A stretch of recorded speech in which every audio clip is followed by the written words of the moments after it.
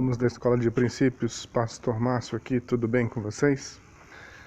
Hoje nós vamos finalizar o nosso estudo sobre a Igreja do Senhor, amém? A Igreja de Cristo. Aprendemos ali sobre a constituição da Igreja, algumas instruções, instituições, né? A forma em que ela se agrupa, ela se coordena, né? Na sua comunidade, de forma individual, de forma global. E agora nessa aula nós vamos estudar as ordenanças da igreja.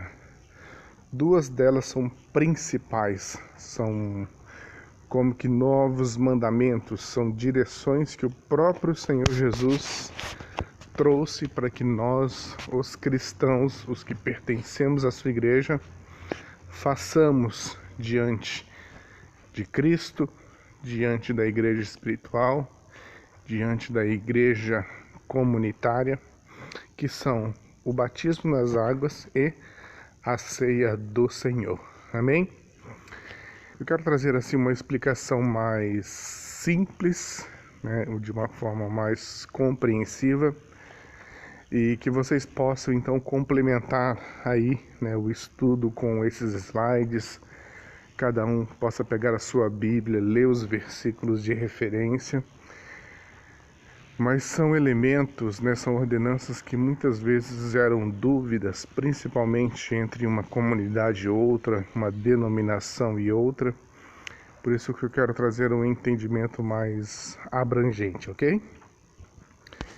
Vamos falar um pouquinho do batismo. A Bíblia fala lá em Mateus 28:19, portanto, ide, fazei com que todos os povos da terra se tornem discípulos, batizando-os em nome do Pai, do Filho e do Espírito Santo, ensinando-os a obedecer tudo quanto vos tenho ordenado. Assim eu estarei permanentemente convosco até o fim dos tempos. Ou seja, Jesus está falando que os discípulos dele deveriam, além de serem ensinados na palavra, deveriam obedecer a palavra e também ser batizado nas águas. Então, uma série de questões aí que competem o ser discípulo de Cristo, o ser cristão, o fazer parte da igreja, aprender a palavra de Deus, obedecer essa palavra, obedecer os seus mandamentos, as suas condutas, e também ser batizado nas águas, ou seja, ingressar nessa igreja, né, de forma espiritual e de forma institucional. E aí Jesus diz, né, dessa forma eu estarei convosco até o fim dos tempos. Então o batismo, ele é uma declaração de fé, né, de corpo, de alma, de espírito. É como que uma formatura onde toda a sociedade assiste o seu ingresso na Igreja de Cristo, bem como o próprio mundo espiritual, né? E como que se batiza? Batiza-se à semelhança do modelo de Cristo. Cristo ali, ao iniciar o seu ministério, procurou João Batista, que era o profeta na época enviado por Deus, para anunciar a própria vinda de Cristo. Então Jesus ele procurou a autoridade espiritual da época. Note aqui, né, que ele não procurou os sacerdotes do judaísmo, mas ele procurou um profeta de Deus que verdadeiramente anunciava a sua palavra. E João já estava batizando as pessoas para o arrependimento. Arrependam-se, né? Porque o fim é próximo, porque o enviado de Deus está vindo, uma nova aliança está surgindo. Então Jesus foi encontrar-se com João Batista e batizou-se. Quando ele se batiza, 3 coisas acontecem. A Bíblia diz que os céus se abrem, né, que uma voz vem do céu e diz: este é o meu filho amado em quem me comprazo. E viu-se então o Espírito Espírito Santo descendo como uma pomba sobre Cristo. Então o batismo, além, né, da sua questão social, da sua questão na própria comunidade da igreja, ele tem os seus efeitos espirituais também. Então, após o batismo, nós passamos a ter a comunhão com o Espírito Santo, ok? Além também de termos uma declaração do próprio Deus dizendo: este é meu filho amado. Aquele que se batiza em Cristo passa a ser meu filho amado. E também, né, a Bíblia dá um entendimento de que os céus passam a ser abertos sobre as nossas vidas, ok? Mas para que eu e você sejamos batizados, nós tenhamos que crer em Cristo. A Bíblia conta neste mesmo evento de João Batista que alguns dos religiosos ali diziam: vamos ali, nos batizemos, né? Que mal tem, ou vamos garantir isso, ou então vamos ficar bem com a sociedade, com esse povo aí que está se batizando. E João Batista, né, os chama de raça de víboras, né? Vocês não têm dignidade para serem batizados. Vocês precisam se arrepender das suas obras. Vocês precisam crer que são pecadores. Saiam daqui, né? Vocês não são dignos para esse ato. Então a primeira coisa para se ter o batismo é crer que Jesus morreu pelos nossos pecados, crer que somos pecadores e principalmente se arrepender dessa vida de pecado. Saber que não temos condição de nos salvarmos a nós mesmos pelas nossas atitudes, pelas nossas ações, pela nossa consciência, e que sim, somos caídos desde o princípio e que o mal habita em nós sim, e não somos coniventes com esse mal. Então o batismo, ele é uma profissão de fé, né? Ele precisa ser genuíno, e ele precisa também ali de um voto de consagração, é uma declaração, né, para as testemunhas humanas e espirituais de que eu vou mudar de vida, preciso mudar de vida, preciso tomar um novo caminho. Então o batismo, ele significa a morte do velho homem e o ressurgimento de um novo ser. A morte do homem carnal, do homem caído, e o ressurgimento de um homem espiritual, um ser humano nascido de novo. Então o batismo, né, além de promover a salvação, ele traz essa experiência pessoal, essa confissão de mudança de vida, né? Cristo morreu por mim e agora eu morro para o pecado e renasço em Cristo. Ele me promove uma regeneração, porque o Espírito Santo passa a habitar na pessoa, passa a ser uma força propulsora para a santidade, para o que é certo, né? A consciência passa a ser iluminada pelo entendimento do Espírito Santo, apontando o caminho certo, alertando ao que é errado, e também promove testemunho, né, para a humanidade. Este é batizado, este é de Cristo, este faz parte da igreja do Senhor. Ok? Então o batismo é uma questão muito importante para aquele que é parte da igreja. É como o ingresso. O batismo em si salva? Não. O batismo é só uma ação, né? Depois de termos o encontro com Cristo, depois de termos a consciência de quão caído nós somos e de quão necessitamos nascer de novo em Cristo, do quão precisamos de Jesus para que nos liberte do pecado, nos liberte da condenação eterna. E o batismo ali é realmente a cerimônia de entrada na igreja, tanto institucional como celestial, ok? É importante, né, que vocês possam reler esses slides, pegar as referências bíblicas, estudar, para que sejam sanadas dúvidas. O batismo é um ritual que ele traz muito uma carga religiosa. Algumas denominações, instituições batizam as crianças, outras batizam, né, determinadas condições de santidade já da pessoa, e isso gera ali traz consigo uma carga cultural muito forte, e as pessoas acabam tendo dúvidas: quando é que pode se batizar, com que idade, né, se com vícios, sem vícios, estando em pecado ou não. Mas o batismo, ele é uma decisão pessoal, e Cristo, ele conhece o coração de cada um. Então, por mais que nós possamos ali tomar o banho nas águas, mas o que vale é o interior, o que vale é aquilo que está no coração de cada um. Ok? Então, se você já passou pelo batismo nas águas, né, tendo esse entendimento, tranquilize o seu coração, você é parte do corpo de Cristo.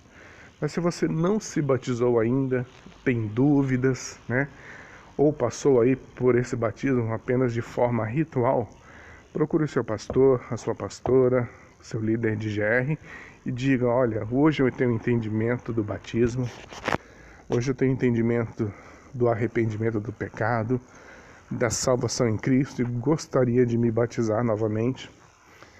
Mal não faz, muito pelo contrário, só vai fortalecer a sua fé, e que você possa aí ter novas experiências com Cristo e a sua igreja a partir de agora, ok? E a outra ordenança é a ceia do Senhor. Jesus Cristo, né, quando estava prestes a morrer, ele reuniu os discípulos e disse: olha, façam isso em memória de mim. Toda vez que vocês se reunirem, né, que vocês possam ali comer e beber em memória de mim. E Jesus Cristo, ele traz ali algumas instruções. Ele pega um pedaço de pão e diz: olha, quando estiverem reunidos em memória de mim, em comunidade, em igreja, quando forem comer esse pão, ele será a minha carne.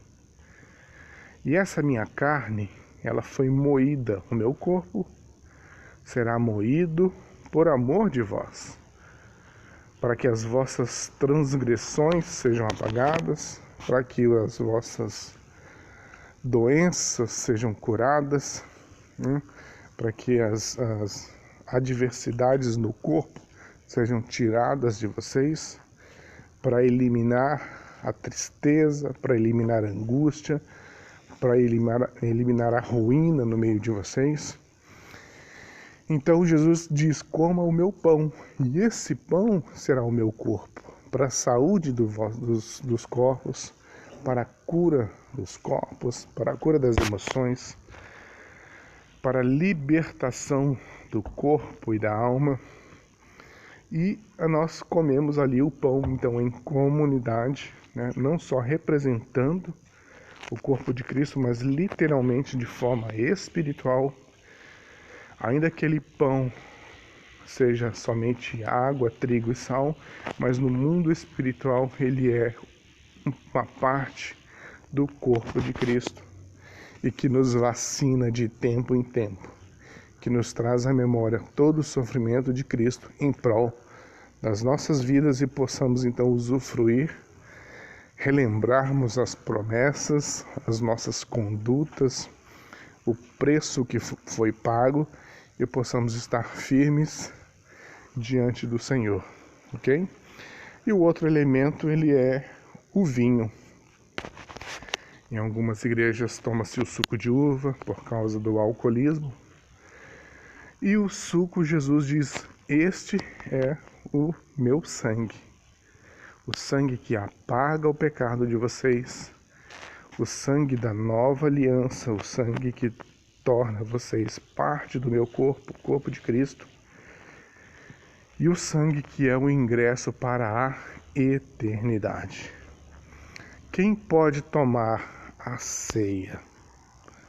A ceia deve ser tomada por aquele que é parte do corpo de Cristo.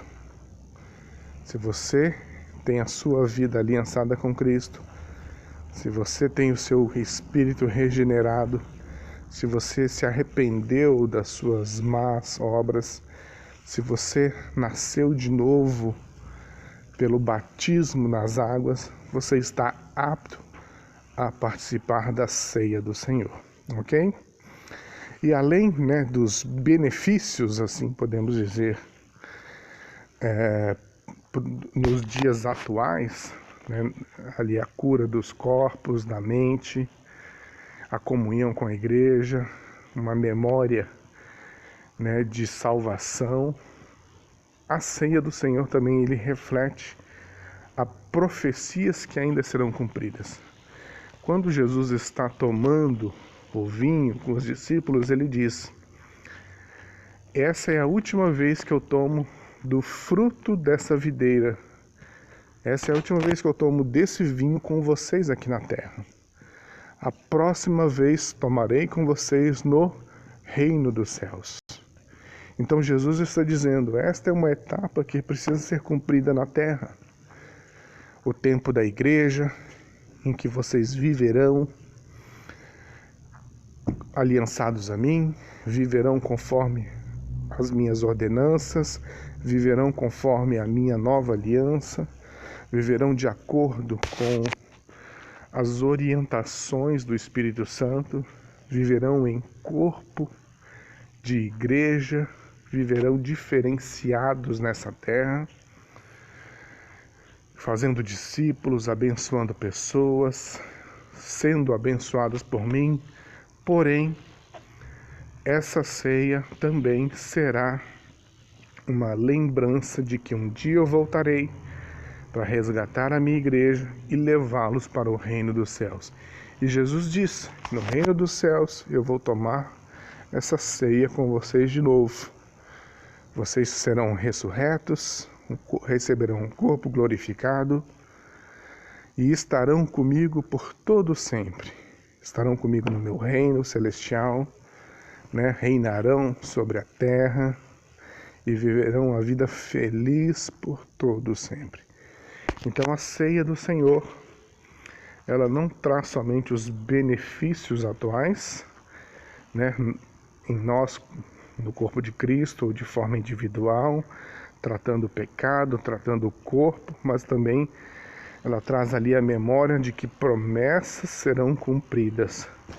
A ceia do Senhor, ela traz a mensagem: vocês estão comigo, vocês estão salvos, e em breve eu estarei com vocês por toda a eternidade no meu reino vindouro.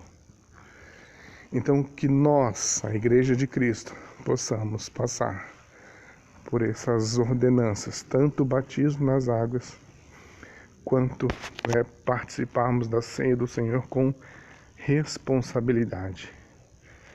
Compreendermos sempre o preço que foi pago, o preço de morte, de cruz, de sangue derramado. Entendermos ali as suas questões primordiais, o arrependimento dos pecados, o reconhecimento de Cristo como Salvador, a importância de entendermos que fazemos parte de um corpo de Cristo, que somos diferentes do mundo, que somos diferentes das pessoas comuns, que somos diferentes nas atitudes, nos pensamentos, que tudo nos é lícito, mas nem tudo nos convém, e sabermos que temos uma vacina no corpo, na alma, que é o sangue de Cristo, que é o corpo de Cristo, que nos fortalece, que temos o Espírito Santo dentro de nós, que jamais nos abandona, que temos ali o ingresso para a eternidade por meio da salvação, que é segura sobre nós, e também entendemos a promessa de que um dia o Senhor nos resgatará e tomaremos a ceia com Ele novamente, já num corpo ressurreto, num corpo glorificado, no reino dele que virá e ele reinará sobre nós num tempo de justiça, paz e alegria por todo sempre.